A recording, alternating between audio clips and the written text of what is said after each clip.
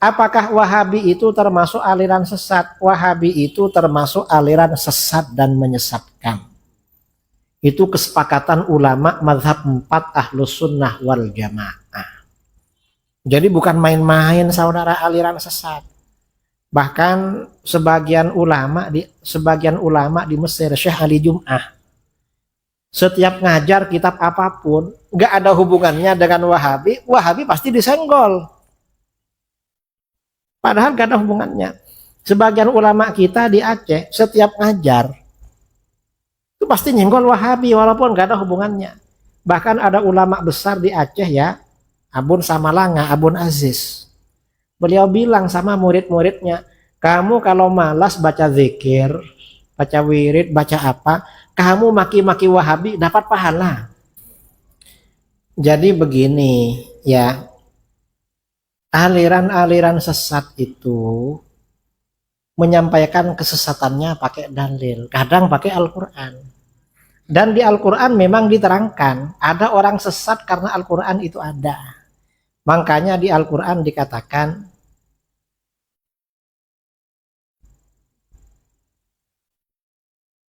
yahdi bihi mayyasha wa yudhillu bihi mayyasha. Allah berikan petunjuk dengan Al-Quran. Masal di dalam Al-Quran, orang yang Allah kehendaki yahdi bihi katsira wa yadhillu bihi katsira. Kan begitu. Dengan Al-Quran Allah berikan petunjuk banyak orang, dengan Al-Quran Allah sesatkan banyak orang. Mengapa? Ajaran sesat itu kadang dalilnya pakai Al-Quran. Kok bisa? Itu namanya gagal faham. Al-Quran itu disampaikan tidak sesuai dengan konteksnya. Ini contoh Wahabi yang membid'ahkan tahlil. Nanti dia bilang apa? Istrinya Rasulullah meninggal, ada enggak Rasulullah baca tahlil? Pasti begitu. Siti Khadijah itu kan meninggal ketika di Mekah. Gimana mau tahlil? Waktu itu sahabat masih gak ramai. Tapi di Madinah Rasulullah baca zikir memang. Wahabi gak tahu. Nah, karena Rasulullah gak baca tahlil maka bid'ah. Ini seakan-akan benar, makanya berhati-hati dengan itu.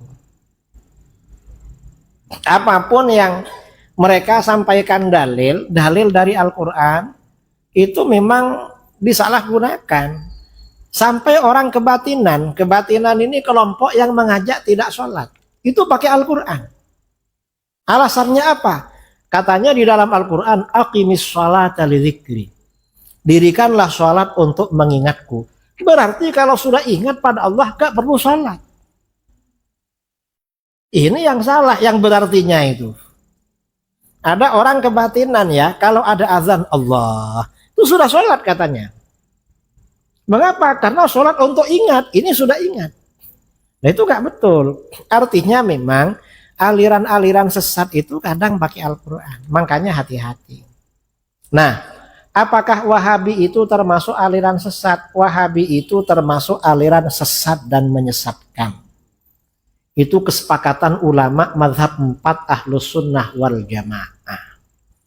Jadi bukan main-main saudara aliran sesat. Bahkan sebagian ulama di Mesir, Syekh Ali Jum'ah, setiap ngajar kitab apapun nggak ada hubungannya dengan Wahabi, Wahabi pasti disenggol. Padahal nggak ada hubungannya.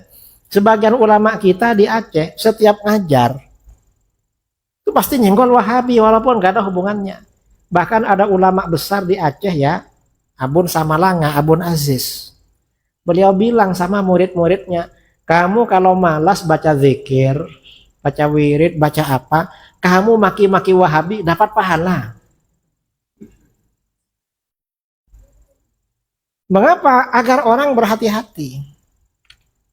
Jangan dibuat enteng lah. Karena ajaran Wahabi ini mengkafirkan orang. Mengkafirkan orang itu dosa besar. Dan yang dikafirkan orang-orang soleh, para ulama yang dimaki-maki. Itu dosa besar itu. Lebih besar daripada berzina dan mencuri. Karena itu dosa dalam akidah. Makanya hati-hati dengan Wahabi. Berat ini. Saya kira tema di masjid ini sudah bagus itu. Yang pertama, organisasi Muhammadiyah apakah termasuk Wahabi? Muhammadiyah ini pendirinya almarhum Kiai Haji Ahmad Dahlan. Kiai Ahmad Dahlan ini sepergurungan dengan pendiri NU Kiai Haji Hashim Asy'ari. Sama-sama aswaja, sama-sama ahlus sunnah wal jamaah. Bahkan di buku Muhammadiyah fikih jilid 3, fikih jilid 3 yang terbit di Jogja, di pusat Muhammadiyah itu dulu di Jogja. Itu tata cara ibadahnya sama dengan yang lain, mazhab Syafi'i. Sholawatnya pakai sayyidina, sholat subuhnya baca kunut, baca basmalah, jahar ada zikirnya. Bahkan Muhammadiyah yang awal-awal dulu, kalau merayakan Maulid Nabi dan Isra Mi'raj itu lebih meriah daripada NU. Itu Muhammadiyah, itu ada di majalah Muhammadiyah yang lama-lama. Belakangan ya, setelah kiai-kiai Muhammadiyah banyak wafat, dulu yang menjadi kiai Muhammadiyah itu kiai NU juga. Karena Kiai Hasyim Asy'ari, karena Muhammadiyah ini memang mayoritas orang kota, dan orang kota mayoritas sekolah. Banyak kiai-kiai di Jawa itu oleh kiai suruh masuk ke Muhammadiyah, masuk Muhammadiyah agar ada kiainya. Jadi dulu Muhammadiyah itu aman. Belakangan setelah kiai-kiai ini banyak wafat, jadi Muhammadiyah yang melanjutkan organisasi Muhammadiyah hanya kader secara organisatoris, bukan kader ideologis. Akhirnya apa? Wahabi mulai masuk ke sana. Lalu didirikan yang namanya Majelis Tarjih. Majelis Tarjih ini pintu masuknya Wahabi. Makanya di Muhammadiyah hasil keputusan tarjih itu ada Wahabinya, aswajanya ada, Wahabinya ada. Dan tauhidnya juga gabungan. Di putusan tarjih Muhammadiyah itu tauhid Ahlus Sunnah digabung dengan tauhid Wahabi. Separuhnya aswaja, separuhnya Wahabi. Belakangan ini banyak juga kader-kader pesantren, orang-orang aswaja ya masuk ke Muhammadiyah. Akhirnya sebagian daerah aswaja lagi Muhammadiyah. Ada kawan saya, adik kelas saya ketika di pondok ya, itu kuliah di Unmu. Karena di pondok sampai mengajar, sampai alim beliau. Akhirnya ketika kuliah, kalau dosennya itu nyenggol-nyenggol ilmu fikih, sering dikomentari. Ustadz, nggak begitulah di fikih itu. Akhirnya apa? Beliau langsung jadi asisten dosen. Sekarang jadi dosen dan menjadi pengurus tarjih Muhammadiyah. Akhirnya apa? Beliau ini mengisi masjid-masjid Muhammadiyah di kota itu. Dan sekarang Muhammadiyah sudah tahlilan lagi, sudah maulid lagi. Kemarin curhat pada saya, ini Ustadz mau curhat katanya. Apa? Istri saya antar ke klinik, jumpa dengan anggota ibu-ibu pengajian Muhammadiyah.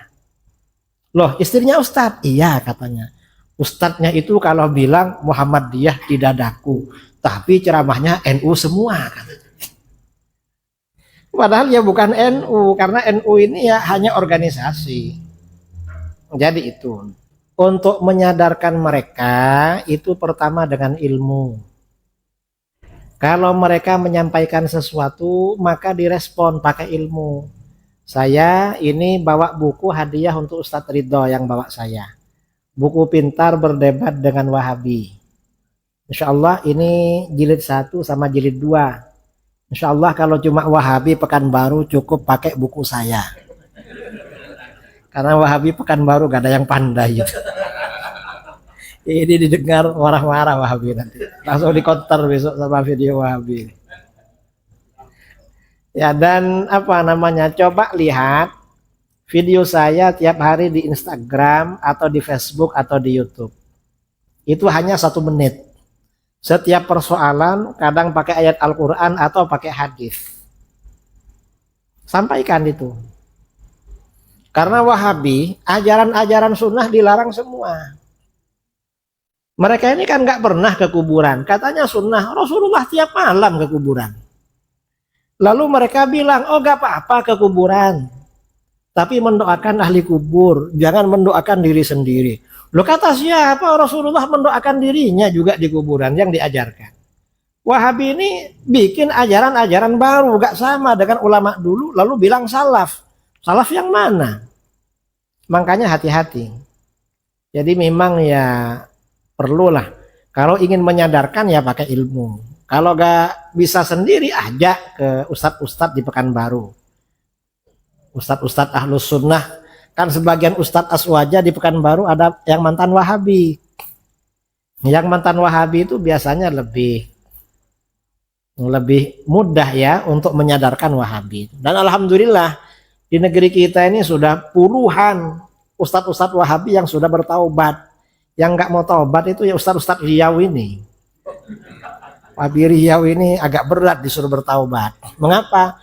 Karena fulusnya banyak dari situ. Yang kedua, masalah sholat Jumat diulang dengan sholat zuhur. Memang ya, sholat Jumat sekarang ini kalau kita berpegangan dengan mazhab Syafi'i, itu memang banyak tidak sah. Contoh bagaimana? Contoh, syarat sahnya Jumat itu dalam satu daerah tidak boleh 2 Jumat dalam satu kampung. Sekarang tuh satu kampung masjidnya ada 5. Betul. Terutama setelah muncul perumahan-perumahan. Kadang nggak sampai 200 meter ada masjid lagi sekarang. Sedangkan di dalam kitab-kitab fikih, dalam satu daerah nggak boleh ada masjid. Anggaplah satu kampung, harus agak jauh. Kalau ini satu daerah 2 masjid, maka yang sah yang duluan, yang belakangan nggak sah. Kalau nggak sah, maka sholat lagi namanya sholat zuhur. Itu sudah betul itu. Yang nggak sholat zuhur itu ya nggak ngerti berarti. Ini contoh ya, contoh. Cuma saya kadang sholat zuhur, kadang enggak. Karena apa namanya? Dan di masjid-masjid sekarang ini, karena yang menjadi khotib, yang menjadi imam itu kadang nggak terseleksi. Saya pernah sholat Jumat di Pekanbaru di masjid. Ternyata khotibnya itu pada waktu khutbah mengartikan ayat salah-salah. Kalau disengaja kan haram. Kalau nggak sengaja paling nggak kan makruh khutbahnya. Lalu ketika dia menjadi imam, baca surat Fatihah itu yang panjang dibaca pendek. Iyyaka na'budu wa iyyaka nasta'in. Wah, pendek ini. Akhirnya saya sholat zuhur habis itu. Habis itu ustadznya, saya selesai sholat zuhur kok masih ada Pak Ustadz. Apa? Dia gak kenal saya kebetulan. Ustadz tadi baca iyyaka pendek ya. Kayaknya iya katanya. Ustadz jangan diulang lah. Satu masjid gak sah sholatnya. Sambian yang nanggung. Saya ingatkan langsung. Cuma kemarin saya Jumatan lagi di situ. Dia lagi yang khutbah. Cuma imamnya imam masjid. Imam masjidnya. Nah imam masjidnya baca Fatihahnya betul, baca suratnya yang panjang dipendekkan lagi. Ini makruh lagi nih. Yang gini-gini ini memang perlu sholat zuhur kadang-kadang. Cuma orang kalau nggak tahu kan nggak peduli kan. Kemudian lagi di ini ya, yang perlu sholat zuhur lagi khutbah. Khutbah itu kan di dalam kitab-kitab fikih mestinya kan berbahasa Arab. Karena Rasulullah khutbahnya bahasa Arab. Khulafaur Rasyidin Abu Bakar, Umar, Utsman, Ali khutbahnya bahasa Arab. Berarti kalau khutbah bahasa Indonesia hukumnya bid'ah. Kan begitu. Sekarang mana ada khutbah yang nggak bahasa Indonesia? Kalau khutbah ini cuma biasanya khutbah itu campuran. Ada bahasa Arabnya, ada Indonesianya. Kalau khutbah itu campuran, ada bahasa Arabnya, bahasa Indonesianya. Yang bahasa Indonesia itu berarti memisah antara rukun khutbah. Kalau rukun khutbah itu dipisah dengan hal lain, pendapat Azhar dalam mazhab Syafi'i tidak sah khutbahnya. Kalau gak sah, maka Jumatnya gak sah. Maka sholat zuhur. Makanya sebagian daerah di Aceh, kalau khutbah pakai bahasa Indonesia, sebelum selesai, rukun khutbahnya diulang. Biar gak terpisah dengan yang bahasa Indonesia. biar gak sholat zuhur lagi. Jadi begitu. Di Aceh itu sudah betul itu. Mang paling bagus di Aceh memang. Kamu Wahabi? Enggak, Wahabi yang sesat itu pengikutnya Wahab bin Rustum pada abad ketiga Hijriah. Jawaban kita itu Wahabi masa lalu yang sesat. Kamu Wahabi juga, Muhammad bin Abdul Wahab itu Wahabi juga, dan itu Wahabi modern, sesat juga. Sama-sama sesat. Cuma kamu lebih sesat dari yang dulu. Mengapa? Kalau Wahabi masa lalu, Khawarij masa lalu, itu mengkafirkan pelaku dosa besar. Pelaku dosa besar. Kalau Wahabi sekarang mengkafirkan orang yang melakukan sunnah. Lebih parah yang Wahabi sekarang. Itu Wahabi masa lalu lebih ringan dari kamu. Kamu lebih berat lagi kamu. Karena Wahabi yang dulu mengkafirkan pelaku dosa besar, Wahabi yang sekarang mengkafirkan pelaku sunnah. Lebih parah yang sekarang. Jangan dibuat enteng Wahabi ini. Jadi berat yang Wahabi-Wahabi ini ya, jangan enteng. Dan kalau punya saudara, punya siapa, masuk ke lembaga Wahabi diingatkan. Karena kalau masuk ke situ sebentar lagi menjadi anak durhaka. Nyalah-nyalahkan orang tuanya, memutus silaturahmi dengan orang tua dan keluarganya. Saya beberapa kali jumpa dengan mantan Wahabi. Beberapa waktu kemarin di Bogor mantan Wahabi takfiri itu. Saya tanya, kamu dulu gimana?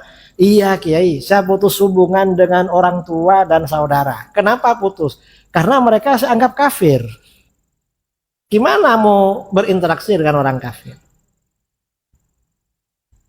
Jadi orang tuanya dikafirkan kalau anak ikut Wahabi. Hati-hati ya. Kalau bermakmum kepada Wahabi hukumnya makruh. Lalu lebih baik sholat sendiri apa bermakmum? Sebagian ulama mengatakan lebih afdol sholat sendiri.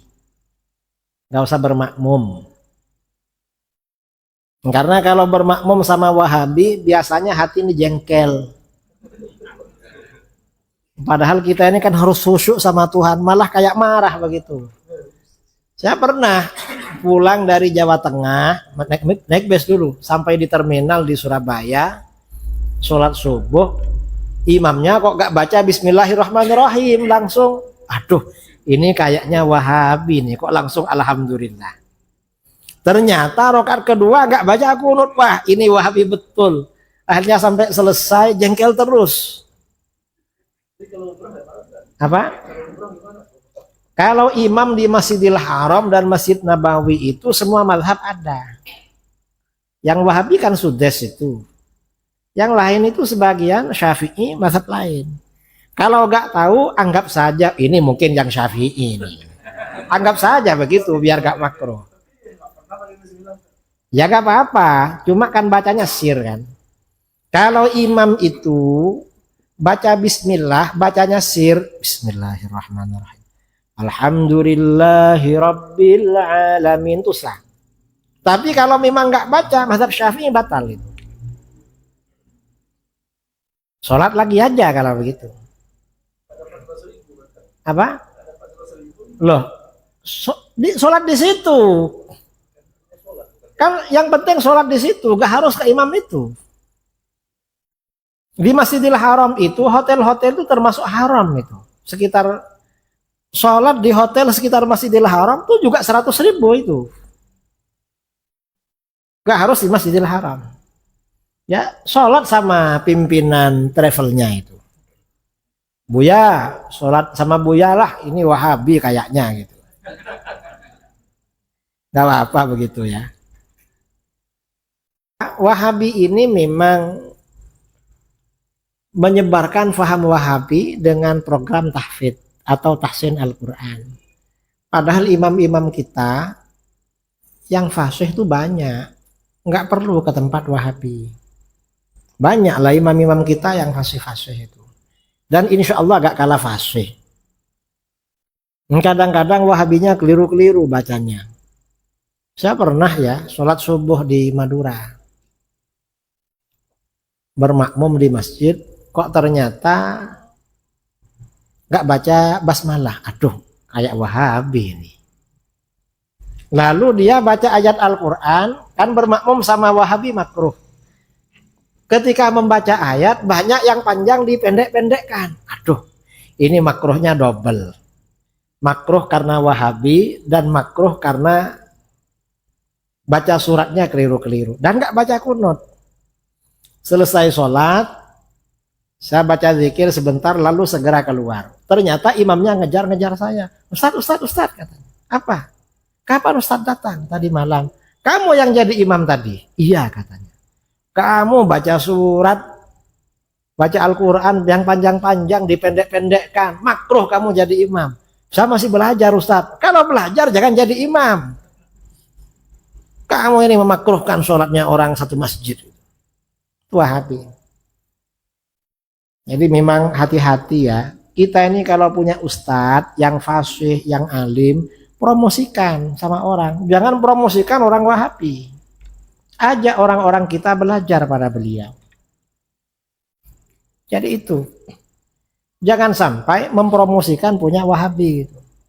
Akhirnya mereka yang tambah ramai. Nge-share ya kajian atau tulisan orang-orang di luar Ahlus Sunnah wal Jamaah. Kalau isinya itu benar semua, itu gak apa-apa. Tapi kalau isinya campuran, ada yang benar, ada yang salah. Ibaratnya begini, sampeyan ngasih makanan daging ada racunnya, boleh enggak? Di daging itu ada racunnya, kan nggak boleh, itu nggak boleh juga. Kalau memang murni benar, gak apa-apa, di-share. Tapi diingatkan, ini Wahabi, yang ini kebetulan benar, gak apa-apa gitu. Kalau yang lain hati-hati. Jadi begitu. Ya pokoknya hati-hati walaupun nge-share itu. Makanya kata ulama salaf ya, Imam Ibnu Sirin berkata, inna hadzal ilma dinun. Ilmu agama ini agama. Jadi ilmu agama itu agama juga. Fanzuru amman ta'khuduna dinakum. Maka lihat dari siapa kalian mengambil ilmu agama. Artinya jangan sembarangan. Khawatir dikurang-kurangi atau ditambah-tambah. Gak sesuai dengan ajaran yang benar. Jadi hati-hati ya bagi yang suka nge-share. Sebenarnya kita ini nge-share video-video punya Ahlus Sunnah itu nggak kekurangan, banyak ustadz-ustadz kita itu yang Ahlus Sunnah. Dan mungkin lebih banyak ustadz Ahlus Sunnah sebenarnya daripada ustadz Wahabi. Kita jangan memasarkan mereka, pasarkan video-video, link-link, tulisan-tulisan ustadz-ustadz kita sesama Ahlus Sunnah wal Jamaah. Orbitkan mereka, jangan mengorbitkan orang-orang Wahabi. Itu salah kaprah namanya, keliru. Kalau ada orang meninggal lalu keluarganya ngasih sedekah beras, ngasih apa, itu bagus, memang bagus ya. Dan jangan memaksakan diri lah, kalau bisa semampunya. Tapi kalau sampai berhutang, ya kalau berhutang kira-kira mampu bayar gak apa-apa juga. Ini kadang-kadang ya orang-orang yang anti sedekah kematian, kadang-kadang alasannya itulah karena gak punya sampai berhutang. Lah walaupun dia berhutang kan bukan kamu yang bayar, kan dia yang bayar. Fenomena hutang ini biasa di negeri kita. Menikahkan anak, hutang. Anak daftar kuliah, hutang. Ya. Kadang berangkat umroh gak lunas, ada. Mau berangkat haji bingung untuk pelunasan cari hutangan. Apa gak berangkat? Ya gak ke Mekah kalau gak hutang. Maka bagaimana? Kata para ulama, hutang itu gak apa-apa. Malah kalau niatnya melunasi dapat pahala. Ada kitab hadis namanya Al-Madjarur Rabih fi Thawabil Amalis Salih. Karangan Imam Al-Hafidh Syarafuddin Abdul Mu'min bin Khalaf Ad-Dimyati. Dalam kitab ini ada bab babu sawabiman idda nadainan wa nawa wafa'ahu. Bab ini menjelaskan pahalanya orang berhutang asalkan niatnya melunasi. Disampaikan di situ, sebagian sahabat itu kalau gak punya hutang malah susah. Pembantunya dipanggil, carikan hutangan. Saya ini gak punya hutang, susah gak punya hutang. Mengapa ditanya? Kenapa susah? Karena Rasulullah SAW bersabda, manidda nadainan wa nawa wafa'ahu kana fi aunillah. Siapa yang berhutang dan dia niatnya melunasi, maka dia selalu dalam pertolongan Allah. Saya kalau gak punya hutang khawatir gak ditolong oleh Allah. Makanya cari hutangan. Cuma hadis ini jangan disampaikan sama ibu-ibu. Mengapa? Nanti bapaknya disuruh ngutang beli kalung. Payah bapaknya itu. Mengapa? Ada hadisnya loh, Bah. Jangan khawatir, Bah. Allah yang menolong Abah melunasi hutangnya. Capek suaminya itu. Tapi ada ibu-ibu juga di sini. Tapi gak apa-apalah. Yang penting yang belum dengar jangan tahu. Jadi gak apa-apa itu. Saya tahun 2018 diundang ke Bitung, Sulawesi Utara. Waktu itu mau debat dengan Wahabi, LDII dan Muhammadiyah. Ternyata Wahabinya kabur, gak datang. Padahal dia yang menantang. Begitu duduk di ruangan, ada orang pakai jas, celana rapi, saya tanya. Habis salaman, saya tanya, siapa? Saya Pak Kiai, pimpinan LDII Sulawesi Utara. Langsung saya tanya, iya. Katanya kalau ada orang singgah ke masjidnya langsung dipel. Enggak Kiai, enggak ngaku. Kalau enggak percaya, ya Kiai ke masjid saya, enggak saya pel kata. Habis itu jasnya saya elus-elus. Katanya kalau bajunya dielus-elus dicuci. Enggak Kiai katanya. Langsung saya tanya waktu itu. Karena di buku-buku ada memang. Dan pada waktu dialog, yang LDII ini bilang, Kiai kami ini ikut fatwa Pak Kiai. Apa yang disampaikan Kiai, sami'na wa ata'na. Enggak perlu debat dengan kami katanya. Yang Muhammadiyah gitu juga waktu itu. Di Sulawesi Utara. LDII ini aliran sesat yang didirikan oleh rezim Pak Harto dulu. Pak Harto ini karena lawan politiknya NU, Aswaja, maka untuk melemahkan NU mendirikan LDII. Yang cerita ke saya Mabes Polri. Itu Pak Harto dulu Pak Kiai yang mendirikan katanya. Dan memang iya. Ajarannya apa? Ya termasuk ajaran sesat. Mirip Wahabi, cuma Wahabi lokal.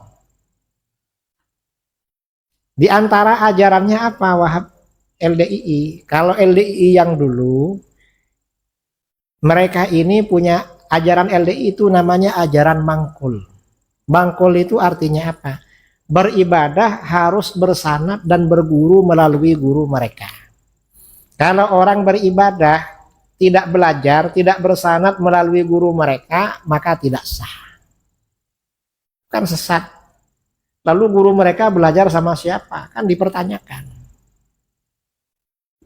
Ini ajaran LDII. Kemudian LDII ini punya ajaran, kalau orang singgah ke masjidnya, maka menajiskan, makanya dipel. Kemudian LDII ini juga punya keyakinan hanya LDII yang masuk surga. Mereka aliran sesat, mereka gak punya pimpinan yang punya ilmu, gak ada. Kan mereka tertutup. Dan mereka ini juga punya ajaran ya. Saya ada buku pengakuan mantan LDII, Ustadz LDII. Di dalam ajaran LDII, itu boleh mencuri milik orang di luar LDII asal tidak ketahuan. Asal ora konangan bahasa Jawanya. Karena di bukunya ada bahasa Jawanya. Ya pokoknya hati-hatilah, itu termasuk aliran sesat. Entah kalau ke masjidnya dipel apa enggak, dipel. Dipel kan? Iya.